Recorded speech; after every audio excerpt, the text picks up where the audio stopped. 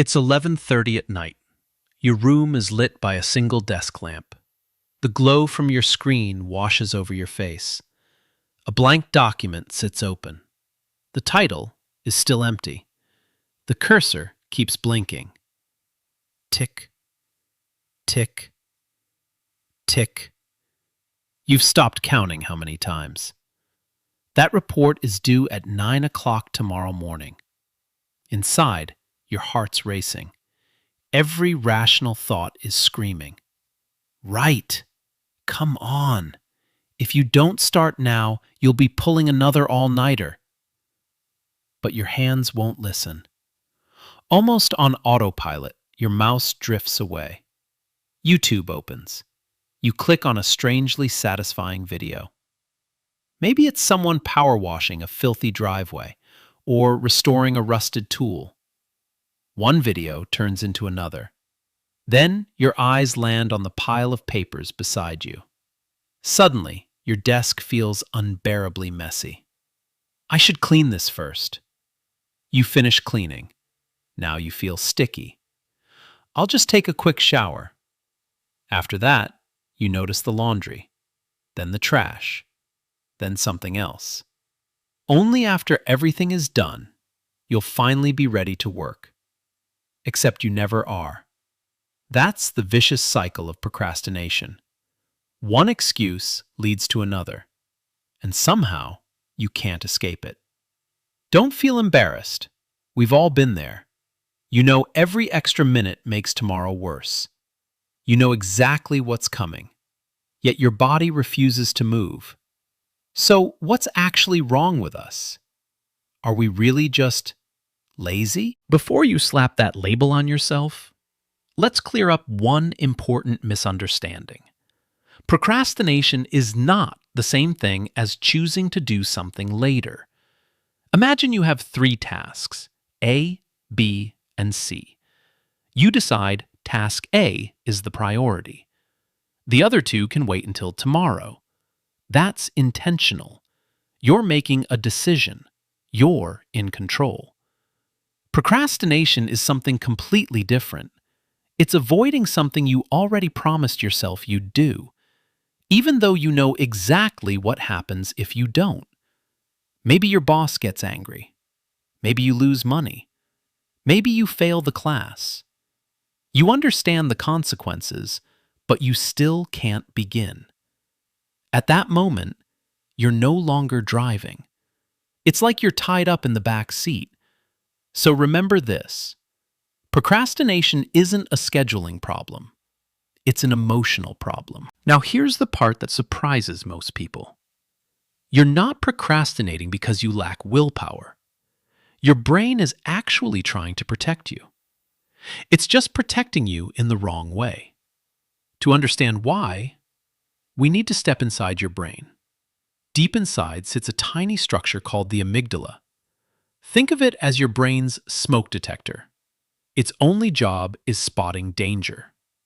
Thousands of years ago, a saber-toothed tiger jumped out of the bushes. The amygdala flooded your body with adrenaline. Your legs started running before your brain finished thinking.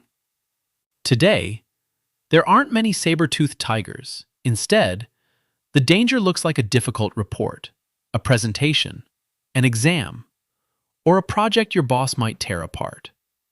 The problem is, your amygdala can't really tell the difference. It doesn't care whether the threat has claws or comes as a Word document. It only recognizes one thing: danger. So it hits the alarm. Fear, anxiety, self-doubt, all at once. When you reach for your phone, or fold laundry, or organize your desk, your brain isn't being irrational. It's following an ancient survival instinct. It's saying, "That thing looks dangerous. Let's do something safer instead." Once the alarm goes off, the part of your brain responsible for planning, reasoning, and long-term thinking, your prefrontal cortex, starts losing control. Stress basically cuts the power. Logic doesn't disappear. It just can't get a word in. That's why procrastination often feels so strange.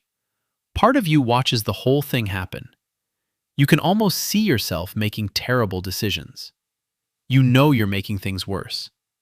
But somehow, you can't stop yourself. Once you understand what's happening inside your brain, it's time to throw away one of the most harmful myths ever created. People who procrastinate are lazy. That simply isn't true. What does real laziness look like? It's not caring. It's saying, I don't feel like doing it. So what? A genuinely lazy person can spend an entire night binge-watching TV and feel perfectly fine about it. Now think about yourself. When you're procrastinating, do you actually enjoy it? Not really. Your mind feels like 10,000 blenders running at once.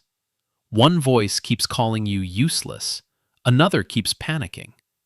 The guilt is crushing. The shame is exhausting. That isn't laziness. Most of the time, you procrastinate because you care too much. Many chronic procrastinators are actually perfectionists. Deep down, they're terrified of failing. There's a quiet voice asking, what if I give this everything I've got and it's still not good enough? What if that proves I'm just not good enough? To protect your self-esteem, your brain invents a clever escape: delay. Because if you wait until the last minute and the result isn't great, you can always tell yourself, it wasn't my ability. I just didn't have enough time. Procrastination becomes the last hiding place for perfectionism. Did that hit a little too close to home? Maybe you're not broken. Maybe you've just been trying very hard not to get hurt. So if emotions are driving procrastination, how do you fight back? Most self-help advice says the same thing. Be more disciplined. Push harder. Stop making excuses. Forget all of that. The more you insult yourself, the more fear you attach to the task. Next time your brain sees it, the alarm gets even louder. The procrastination gets even worse. The real goal isn't forcing yourself forward. It's turning down the alarm. Here's the first trick. Shrink the task until it feels almost ridiculous. Your amygdala gets overwhelmed by, write the entire report. So don't write the report. Just open the document. Type your name, save the file. That's it. The task becomes so small, your brain barely notices. And once you've started, your prefrontal cortex often quietly takes the wheel again. Here's the second trick. Give your emotions somewhere to go. When your chest feels tight and you absolutely can't start, grab a piece of paper. Don't write a to-do list. Write a feelings list. Be honest. I'm scared because I don't know how to start. I'm afraid my boss will think this makes no sense.